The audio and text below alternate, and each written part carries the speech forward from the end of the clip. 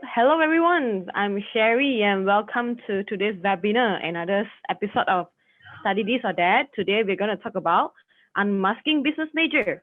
Okay, before we get started, I'd like to go over a few stuff so that you know how to participate in today's event. Okay, we have a Q&A session throughout the whole presentation, so please pop in your question into the Q&A box anytime. We'll attend to them later. And also, today's quiz is going to be a little bit different. Instead of a session, we're going to do it a pop-up style. So make sure you pay attention and who knows, you might be the winner tonight. All right. And up next, I would like to introduce our presenter today, Ku. Hi everyone, I'm Ku. I'm the country head of AECC Global. I have about 18 years of working experience in this industry, and today I'll be sharing with you a couple of types of the business major, and I'll start with a few of these areas that I will be sharing. First, I'll be sharing the business trend today, as well as about 5 of the business major, and also its career and future. Let's, without further ado, let's start with the business major. Over the last few years, or most recently during the pandemic, most business models have changed, regardless of which industry that we are in. It is not a choice today, but it's a necessity to sustain and to thrive. Now, let's look at the few areas that we think that is highly, is a trend today, which is like one of them will be like remote working, digital marketing, customer experience, and so on. But due to the time constraint, I'll be only sharing 4 of the highlighted orange area. Let's start with the first one. Now, remote working basically is a new normal. Now, remote working definitely is one of the top business trends for 2020, especially after the 18th of March. Everyone is forced to actually work from home. Now, with the technology today, we have laptop with us, we have smartphone, we have video conferencing like Zoom and Google Hangout, as well as team messaging. Now, it has made our life, technology have made our life much more easier. Think of if this thing happened in 10, 20 years ago when we only have phones and TV and radio, things might not be as easy as what we are seeing today. And also the business trend have changed over the last few years, where the hiring of the best talent has been the more crucial thing in the company. So one company might hire their best talent across the globe, and we might be working, we might have teams across in, for example, in India, we will have our IT team and digital team in India. That's where we think that, the costs are lower and the talent is there. And we can have our corporate office, our regional office in Singapore, in Australia, or in any developed country as our HQ. And we have all our business outlets around the world. And we will be still able to communicate with each other with and without pandemic through the technology. And things are still, we can still have our video conferencing when we can't travel, and we can still meet each other every quarter, every half yearly to meet and do some brainstorming and also networking. So these are the things that, it has been happened for the last few years, and for the last 6 months, it just rapidly has changed our way of working. I see. Okay, so since we mentioned about people are younger generation, what do you think about those older generation? For them, especially for those who are more used to going to work every day, they must go to office, they cannot stay at home. I hope it's not me. If you're referring to people who are like 50, 60 years old, I think they have gone through a very steep learning curve in the last 6 months. Give an example, like teacher, for example, I give a big hats off to the teacher who is teaching the primary and secondary school, where their teaching zone is always in a physical classroom in the last 10 years, 15 years. And, with the pandemic, with everything changed their life of the way they teach. Their learning curve is steep. They have to actually teach on Google Hangout. They have to teach on Zoom. And the way how they teach and how they catch the attention of our new generations is so different compared to a classroom setting. So it has not been easy. but we have to get used to it. And I've seen people have overcome it and did it very well. And of course, people who always working in the corporate world, for example, we are so used to technology already.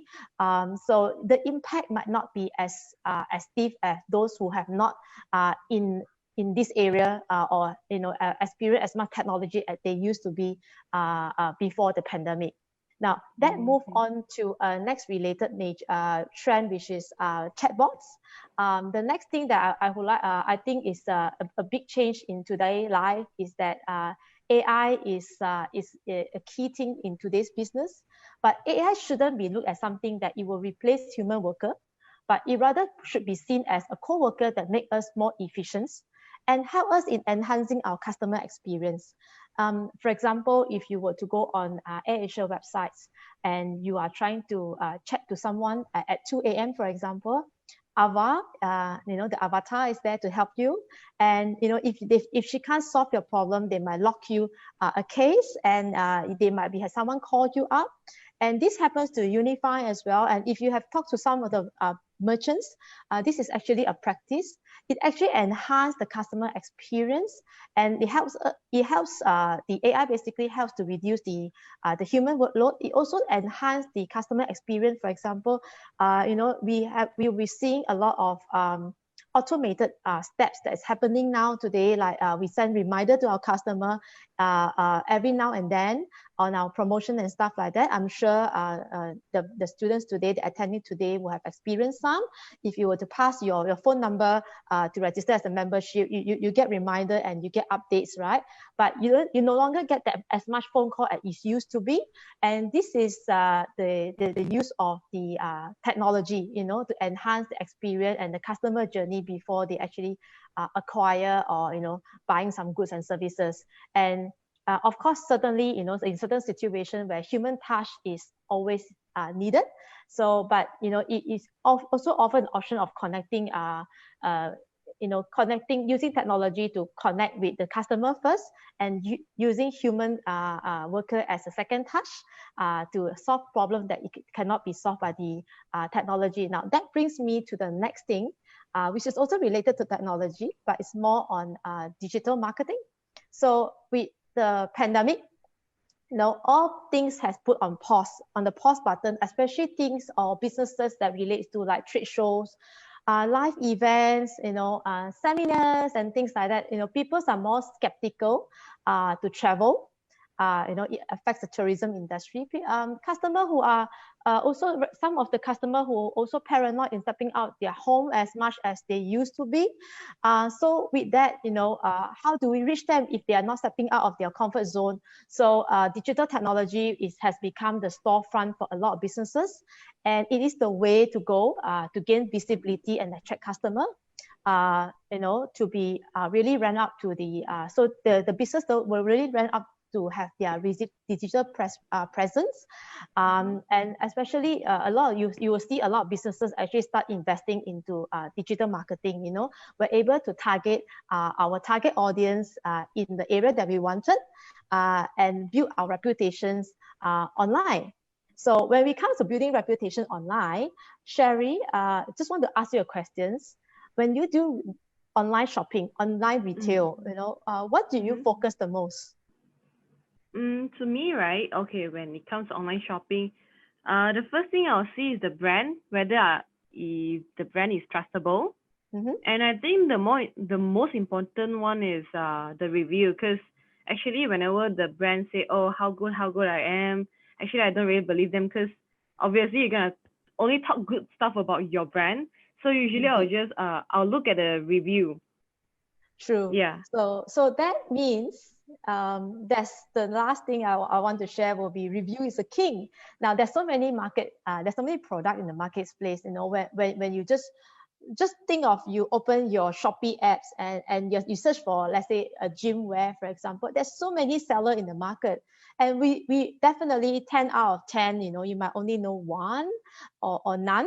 So so shopper like us will tend to have a habit of reading reviews, see how many stars they get, over the last few years or last few months since they started their business. So with that, give the confidence to the customer, but it also give a way of giving all this big data, that the customer opinion, so that the businesses will be able to understand the customer satisfactions and take in the negative opinions to improve their way how to actually serve their customer better before they actually launched another new product. May it be the price, it can be the delivery speed and all these things. So these are also used, so these are something that is very, very useful in today's business.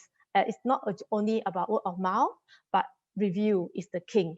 Yeah, now let's move on to the next area, which is the business major. Now, in business degree, there is at least 20 to 30 type of major. You name it, they are there. And but if you can see on the screen, there are at least 20 majors, and they are actually more. These are the single major, and students can also do more than this. I'll be explaining in the later slides. Now, today I'll be focusing on 5 areas due to limited time. And let's start the first one. Now, the first one will be accounting. Accounting is actually one of the very, very popular major that students choose in Malaysia. And accounting is actually one of the professional pathways. So what's most concerned when you choose an accounting degree? Nothing more important about the professional journey. Yeah, what is the journey? How do you become a chartered accountant? Now, let me show you this journey. Now, as an SPM student, if you are an SPM student today, you have 2 pathways. One is you can start a professional route, which is to become a chartered accountant under the ACCA program, which is a total of 13 papers. Or if you're not too sure what you want to do, you can actually start with a pre-university, which most of the Malaysian students go for it. And once you finish your pre-university, you will then choose to study a bachelor degree. It can be either a bachelor degree in Australia, UK, or in Malaysia. It's all 3 years in total. Once you complete these 3 years, then you move on to the middle part, which is the professional bodies. You can choose either one of them. So for example, if I'm a graduate from a university accounting degree, I can then apply to, let's say, for example, CPA program. And normally, if your programs are recognized, students can get up to a maximum of 9 subjects, where students will just need to complete about 5 subjects at CPA program.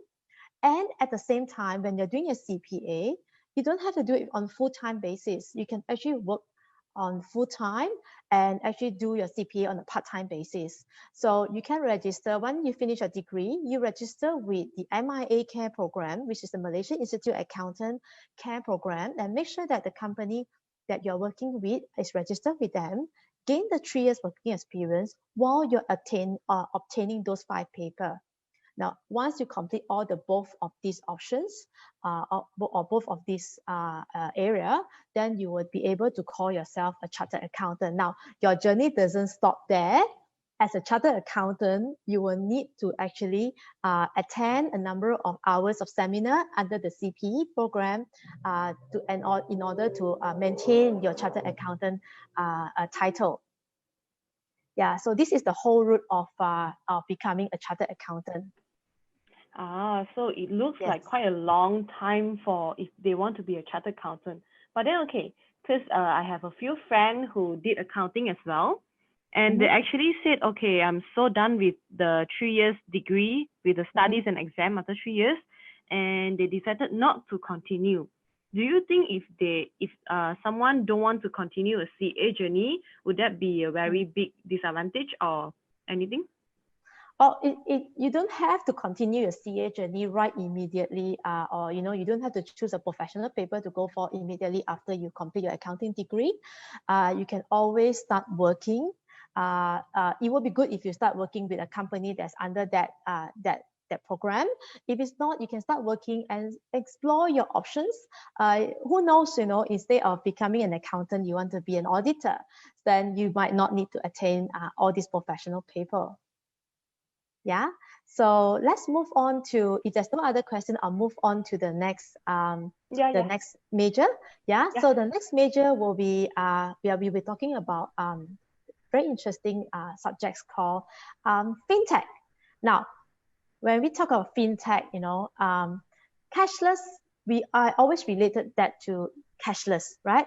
Now, cashless has exit in this market for the last 20, 30 years in the form of credit cards, debit cards.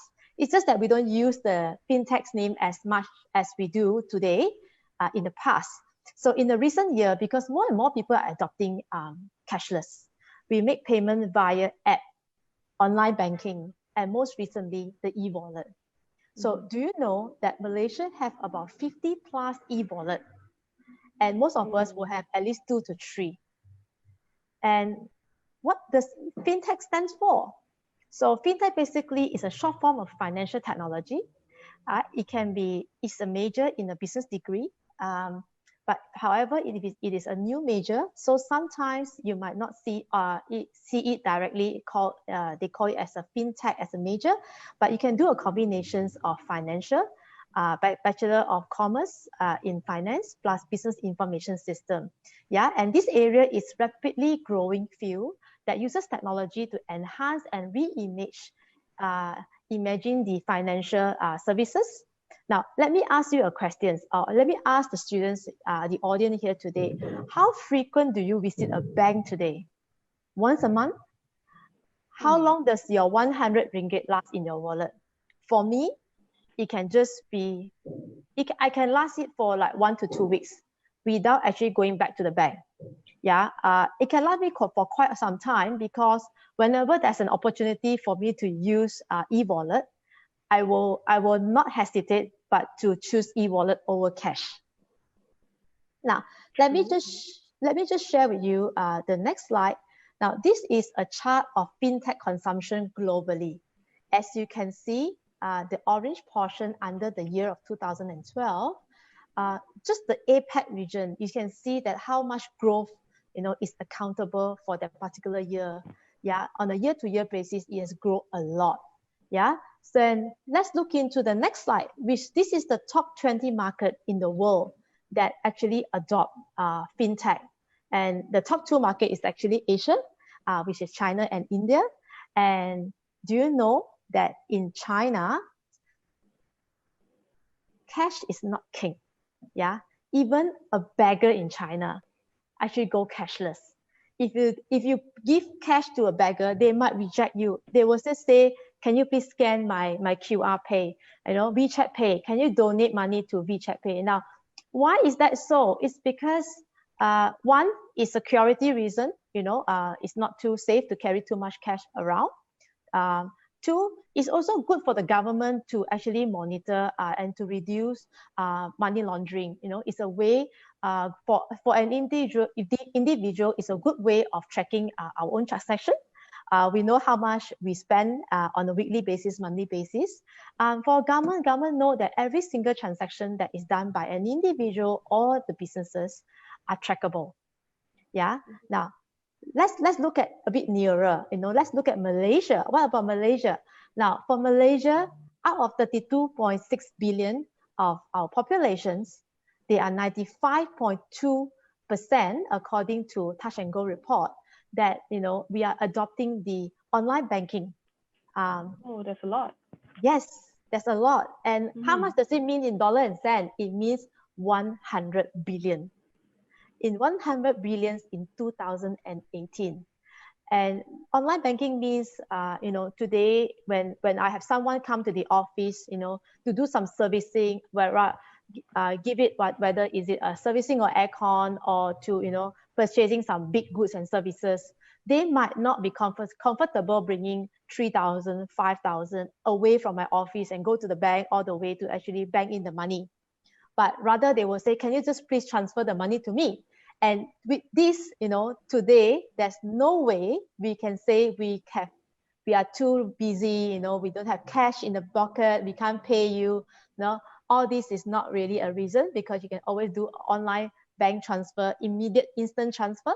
Now, with that, e-wallet, e-money, we can send e-money to people who help us to pay our lunch. We can just pay them through GrabPay, Touch and Go Pay. You know, it's so much convenient. No one have an excuse to owe anyone money. Yeah, and the government is also encouraging us, you know, in doing this. Now, will someone in this group, in this today, the attendees, can you please name me an e-wallet brand in Malaysia? And this is going to be the Grab vouchers. Okay, so here comes our pop quiz, and make sure you pay attention. Besides Touch and Go, can everyone name us any e-wallet brand? Okay, Ming said GrabPay. Yeah, congratulations, well, Ming. Congratulations. Yeah, in fact, that is one of the e-wallet, and there are even more, such as Shopee Pay, Boost. You know, there's a lot more. Now, talking about beside the business, beside e-wallet and online banking, you know, I've been talking on this area for 5 minutes. Let's look at the area of fintech. Now, fintech is not just about e-wallet; it's just part of it, right? It also includes like cryptocurrency, which is a virtual money, where the value of the money can go up and down. We also talk about fintechs in insurance, where we can actually purchase the insurance online now without going through an insurance agent. We can do investment. We can do stock market purchasing shares via phone without a broker. We can even do getting our loan and finances through crowdsourcing. And one of the popular one in Malaysia will be like Kickstarter. If you're not too sure what is it, you can Google it after the webinar today. Now, that comes to the end of fintech, and I'll be moving on to the next major. The next one we'll be touching on is logistic and supply chain. Now, Sherry, when we talk about logistic, what does it come across your mind? Okay, for logistic, the first thing, right? Yes. I'll think lorry transporting goods, you know, sending stuff. Yeah. Yes, I think lorry is the most normal one, like Taobao or Post Laju. Yep, that is one of it. And if you ask me, these 4 brands come across my mind when I talk about logistics. Yeah, I consume a lot of Food Panda since pandemic, and Grab as well. Did they get my necessities done? And of course, we will see DHL and Tiong-Nam. The one on which is the red color is actually Tiong-Nam. You might not be familiar with this logo, but you will see a lot of their trailers on the roads. Yeah, so they are the one that is. This is some of the brand, you know, that it comes across my mind when we talk about logistics and supply chain. Now, I would like to open this question to the attendees who are here today. Can you please name me a brand under logistics and supply chain? Okay, guess we have another pop quiz. Anyone? Does anyone want to take a chance?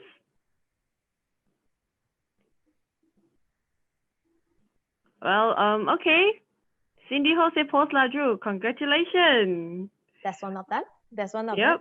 Yep. Yep. So now about logistics and supply chain, what does it mean? It also means that anything to do with importing, exporting, and also beyond that. But how much does it accountable in the world market? It accountable for 3,215 billion by next year.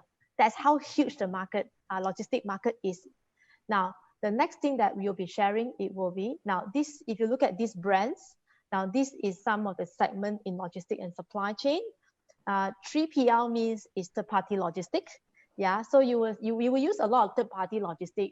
You know, a lot of businesses use it, especially people who are in you know, having a business on Shopee, Lazada. You know, and we'll be excited as a buyer when we see all these people come to our doorsteps. Now, we also use a lot of foods and grocery delivery during the pandemic. Even now, I use a lot, you know, and I use on demand, meaning companies that send our things from one end to the other. It can be it food, it can be even be documents, you know, so to reduce our physical interaction with another party, we can, also to save time, you know, instead of going all the way to another person's house to send them food and things like that, we can always send it through all these third-party company. Yeah, so these are the things that, you know, in summary, these are the things that covers under logistics and supply chain, and there are many, many more companies besides this. Okay, so when we talk about logistics, right, you mentioned a lot about transporting goods, export and import. But then, does any other areas that you would like to highlight besides all these things? For example, like warehouse or anything?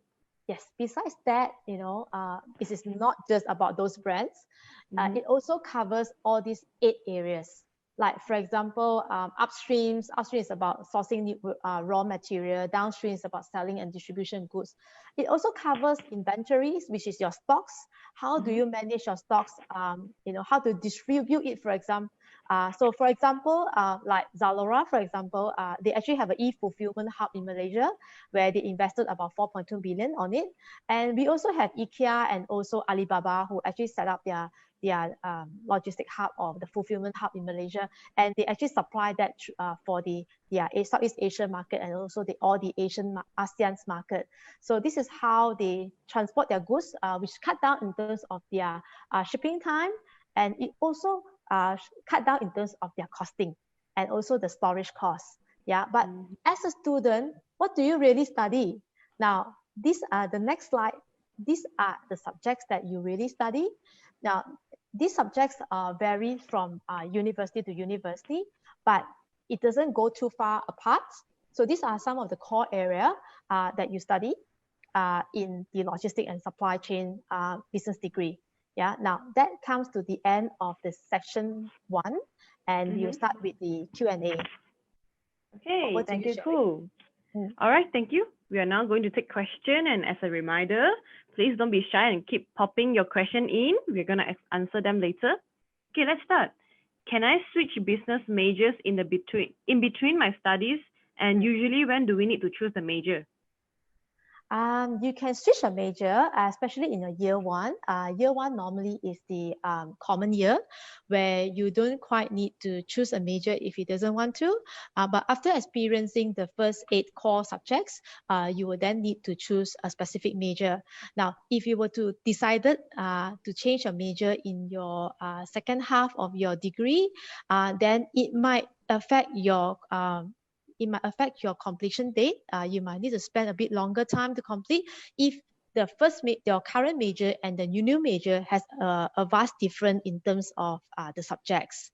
But if not, you might be still able to complete within the 3 years durations. I see. Okay. Yeah. All right. Is there any differences between a business degree in local and overseas, such as Australia or UK? I would say the main difference will be the experience and exposure. Subjects-wise, it's pretty much quite similar, but it's just that some of the subjects might be available in overseas and might not be able locally, or same goes to some of the major might not be available here, but only available in some of the countries. Okay. All right. For a business degree that has an internship requirement, what should students look out for? Any suggestion or advice, or what kind of experience should the student gain?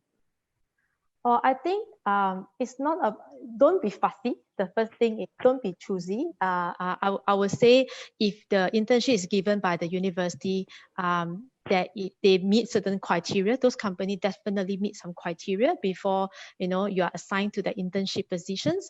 And if you're given the internship, try to learn the experience, what be it filing, be it presentation skill and all these things. And what's the most important thing in internship that you get and not on the textbook is about learning how to communicate, learning the office culture, learning how to communicate your message across, which might not be something that you learn from the textbook, but you will gain it during your work internship period, for be it 6 months or a year.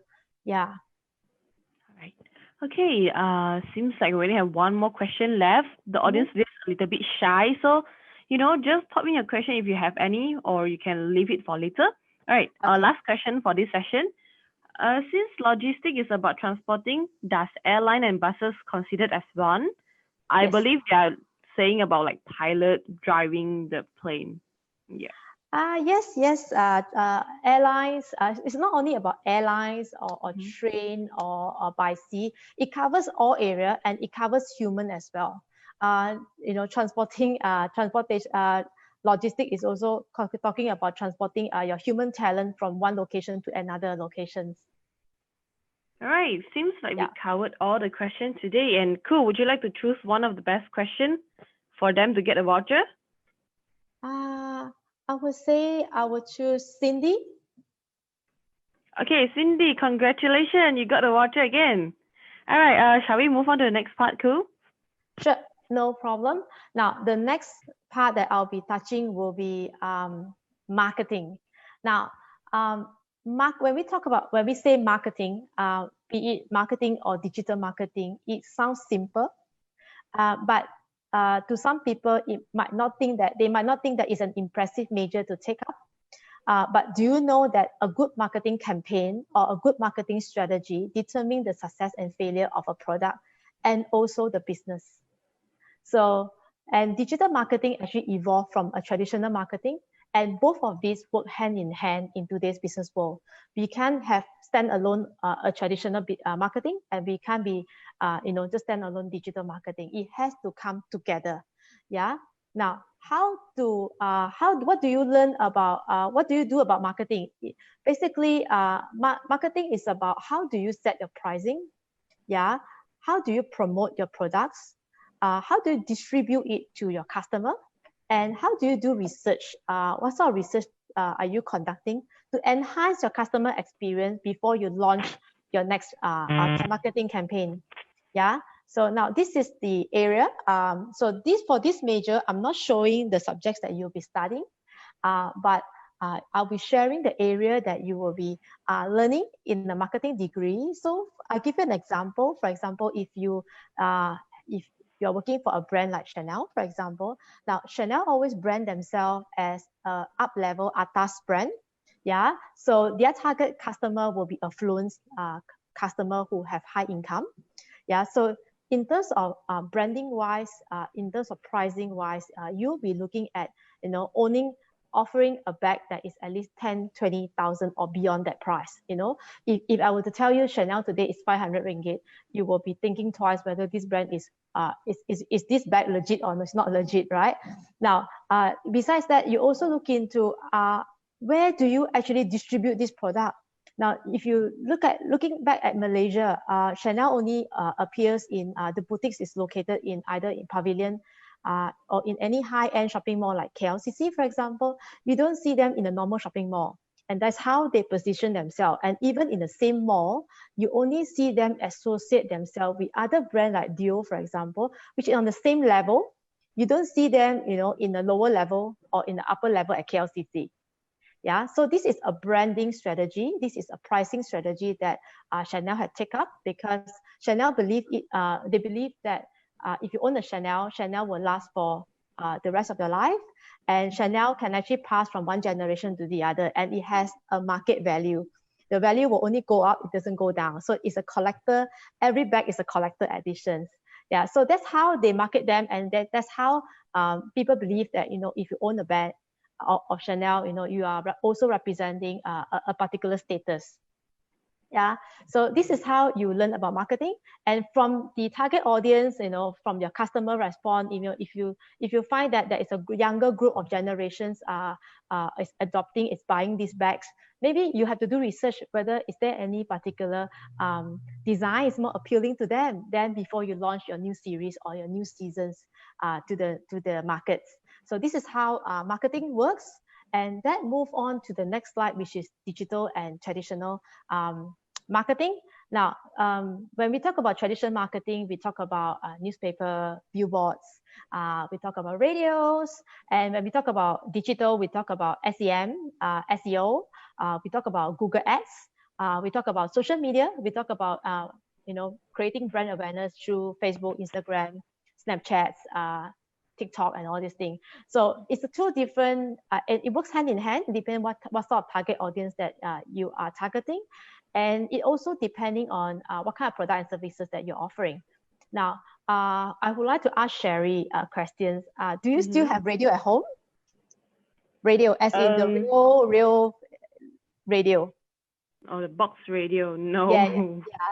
Yeah. I've never owned one either. But the last one at home will be probably my grandma's radio that it will go into, probably qualify to go into the museum in 20, 30 years to come. But today, does the radio station, obsolete? No, but they have moved it online. We are listening to radio through Spotify, through their own radio station. And today, some of the radio stations actually have their own apps. And you can even listen to some of the podcasts, for example, like BFM, their interview are actually uploaded into a podcast mode. So people like me who are occupied during the day, I can actually listen to the recorded podcast on the weekend or at my leisure time.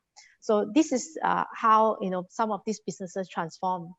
True, because okay, let me ask you back a question. How often do you receive letter? Hardly. The right? Only thing that land on my mailbox is probably the junk flyers and water bill, electricity bill, probably. Yeah, because I realized a lot of companies that actually stop sending letters. They usually just shoot e-catalog, e-letters, everything into your email. Yes. Even I think nowadays, even electricity bill also you can pay online with an app, right? That's right. Yeah. So this is how I think the digital has transformed the market into a very how do I say, a very trendy kind of style to improve all the productivity. That's right. I pay the bill through I pay my electricity bill, internet bill online as well. Now, was someone in the group able to explain to me Omnichannel?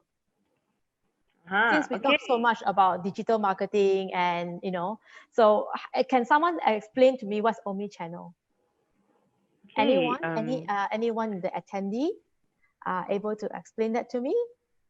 If you have seen Ku's trailer, she actually mentioned it. Yeah, can someone answer this? Okay, someone said selling via more than one channel.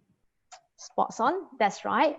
It means distribution of your products via multiple channel, be it from a physical website and also the third-party platforms. You can actually place your products and on a different platform to actually reach out to your different target audience.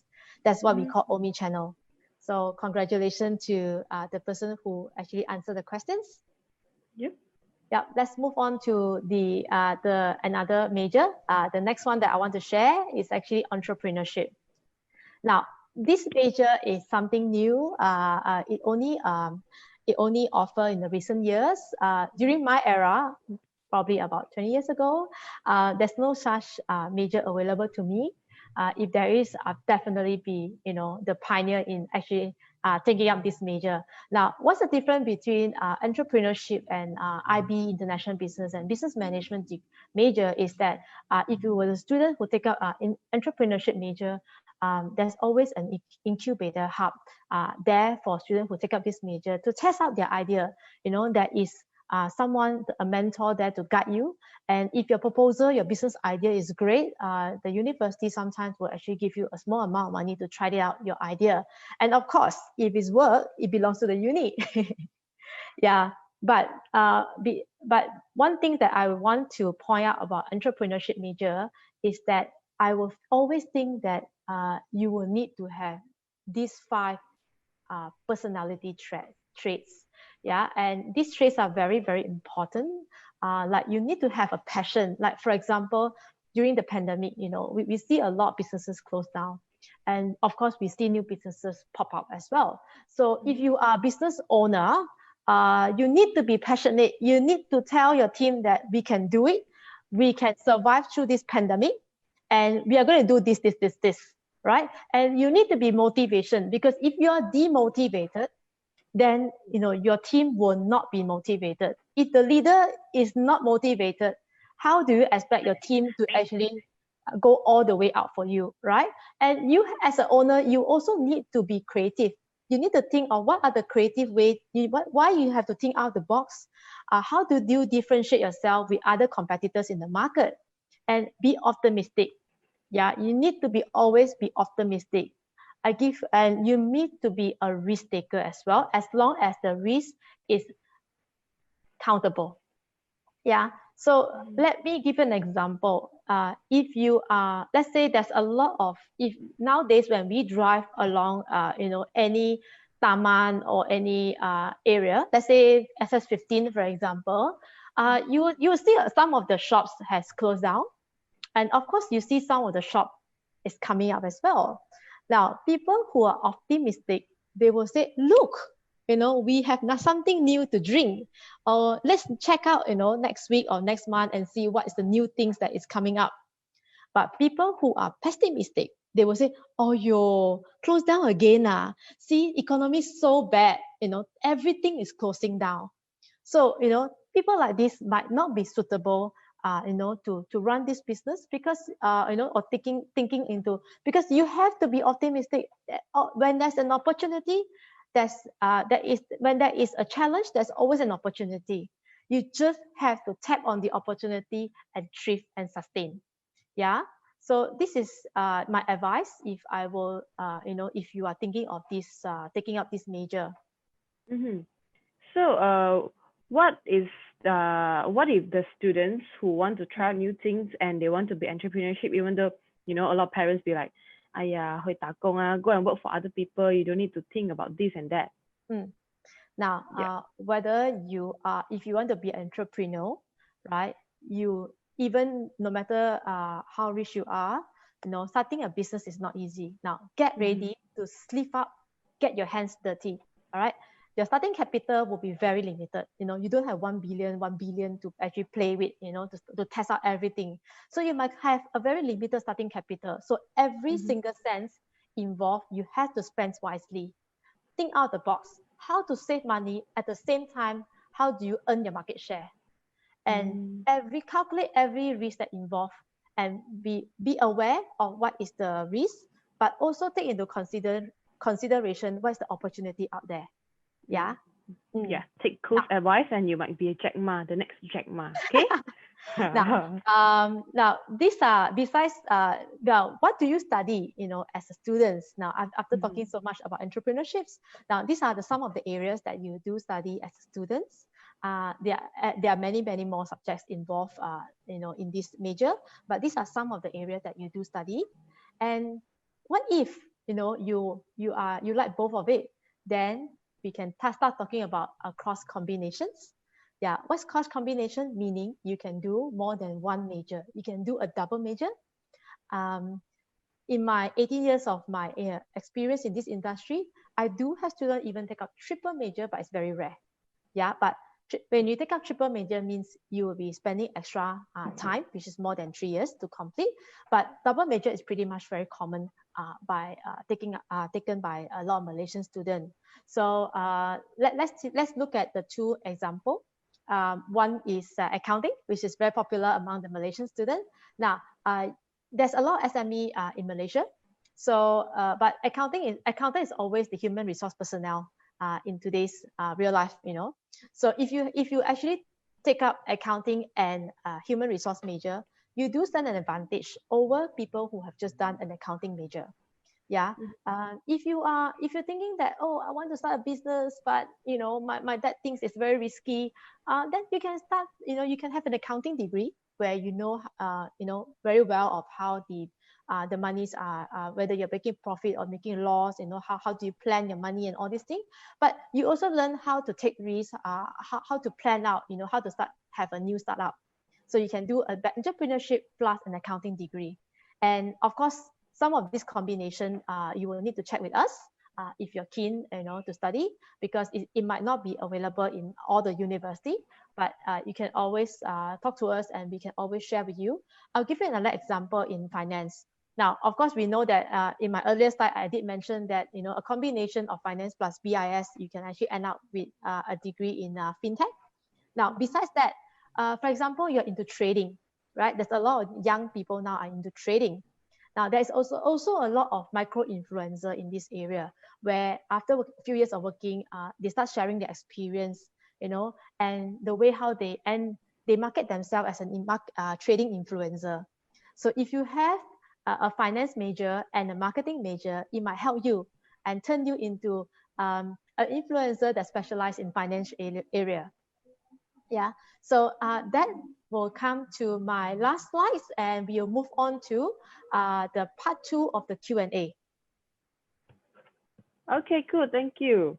All right, let's take in more questions. And as a reminder again, if you haven't posed your question, hurry up and post it now. I'm gonna answer it. Okay, if a business or product is more targeted towards a young audience, do you think traditional marketing is still viable? Yes, traditional marketing is still viable. It works. It still works. It comes hand in hand with digital marketing. For example, billboard is a traditional marketing, a method of marketing, but we consume the road, as long as we start out, on our way to the university, on our way to our shopping malls, we do see billboards along the road. So if the businesses are targeting us, they can always put up their ads on billboards. Of course, it might not be as frequent as it used to be, but it's still a way of reaching out to the target audience. Newspaper is a traditional method, but we still do read newspaper in one form or another. It's either we get a free copies from the Sun, or we can even read it online.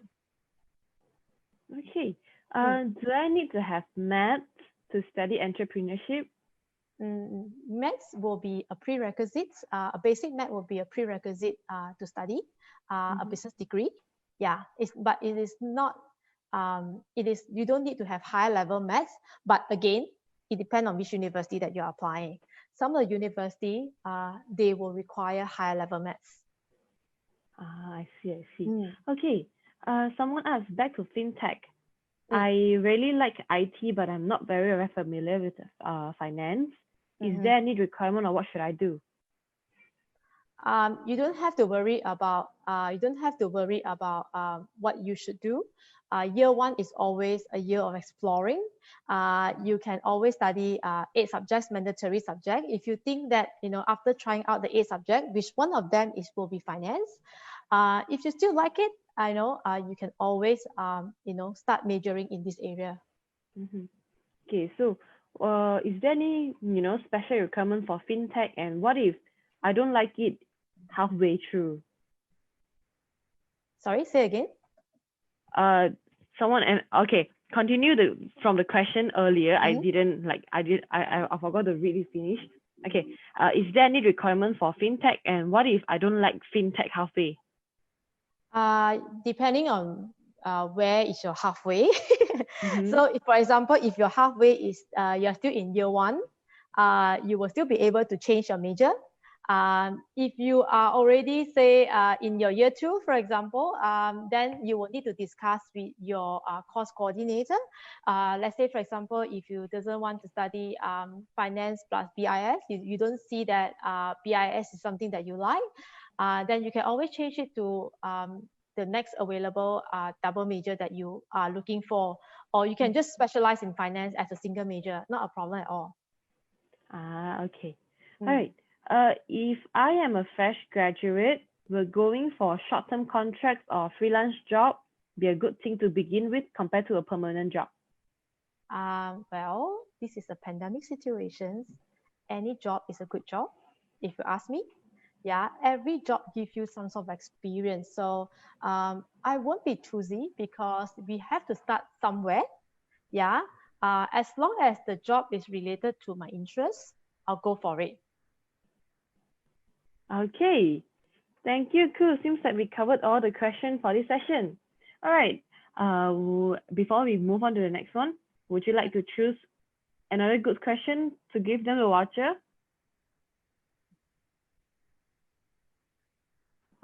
I will be choosing, let me see.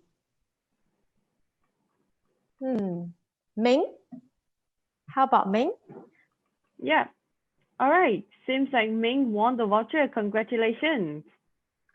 Right. Okay. Congratulations. Okay. All right. Cool. Are we done yet? Do you have anything else to cover before we wrap up? I just want to conclude or end this webinar. I just want to say that business degree is not, is on par with any other types of degree in the market.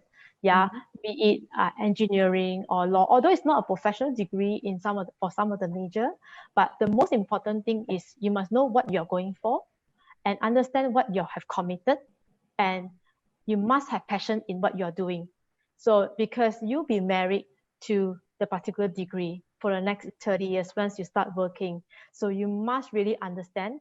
If you're not too sure, talk to us. Okay, seems like we are done. Thank you, Ku, and thank you for telling us so much about the majors and businesses. We learned a lot. I believe all of you learned a lot too.